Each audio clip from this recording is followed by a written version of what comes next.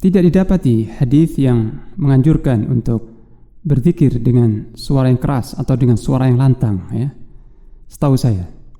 Bahkan yang didapati adalah anjuran untuk tidak berlebihan dalam mengeraskan suara ketika berzikir. Jadi cukup dengan suara yang sederhana saja, enggak perlu dengan suara yang lantang, ya. Imam Bukhari dan Muslim meriwayatkan dari Abu Musa Al-Asy'ari radhiyallahu anhu. Abu Musa berkata, suatu hari kami pernah bersama Nabi sallallahu alaihi wasallam dalam suatu perjalanan. Maka kami pun ketika naik, ya, kami bertakbir. Ketika mendaki jalannya, kami bertahlil dan bertakbir. Ini mengucapkan la ilaha illallah, Allahu akbar, dan suara-suara kami meninggi. Suara-suara kami para sahabat meninggi ketika bertakbir dan bertahlil, ya. Maka beliau Nabi sallallahu alaihi wasallam bersabda, "Ya ayuhan nas, irba'u ala anfusikum fa innakum la tad'una asamma wala ghaiban innahu ma'akum innahu sami'un qarib." Wahai manusia, kasihanilah diri kalian, ya. Lembutlah terhadap diri kalian sendiri, ya. Karena sesungguhnya kalian tidaklah berdoa atau menyeru zat yang tuli atau gaib. Tidak. Sesungguhnya Dia bersama kalian.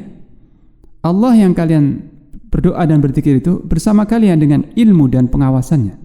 Sesungguhnya Dia Maha mendengar lagi Maha dekat.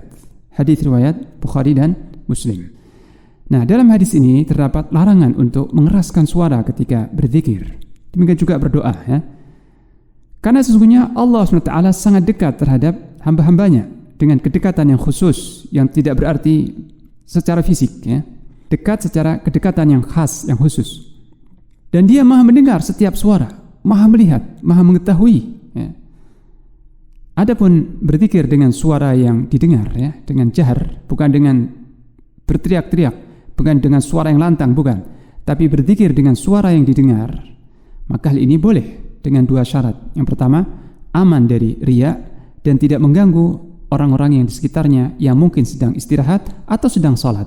Allah Ta'ala berfirman dalam surah Al-Isra, "Wala tajhar bisalatika wala tukhafit biha wabtaghi baina dzalika sabila." Dan jangan kau lantangkan doamu atau salatmu, dan juga jangan kau pelankan, tapi ambillah yang pertengahan di antara keduanya, ya. Surat Al-Isra ayat 110. Jadi boleh seseorang berzikir, berdoa, tilawah Al-Quran dengan suara yang jahar tanpa berlebihan jaharnya, dengan suara yang didengar tanpa berlebihan kerasnya, dengan syarat dia aman dari timbulnya riya dalam hati. Dan bacaan zikir atau tilawah Quran yang dia baca dengan jahar ini tidak mengganggu orang yang di sekitarnya yang mungkin sedang salat, sedang berzikir, atau sedang berdoa. Jadi jalan tengahnya adalah jika seseorang berzikir di rumahnya, silahkan berzikir dengan suara jahar, atau di mobilnya, di kendaraannya berzikir dengan suara jahar.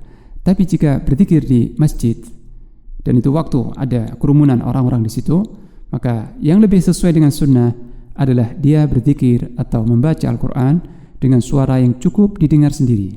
Kenapa? Karena masing-masing orang ketika itu berdoa, berzikir juga, tilawah juga, dan sebagian salat. Maka jangan sampai sebagian mengganggu orang yang sedang berzikir. Masing-masing berzikir kepada Allah, bermunajat kepada Allah. Maka jangan sampai seseorang mengacaukan atau mengganggu zikir atau munajat orang-orang yang di sekitarnya. Demikian. Wallahu a'lam bishawab.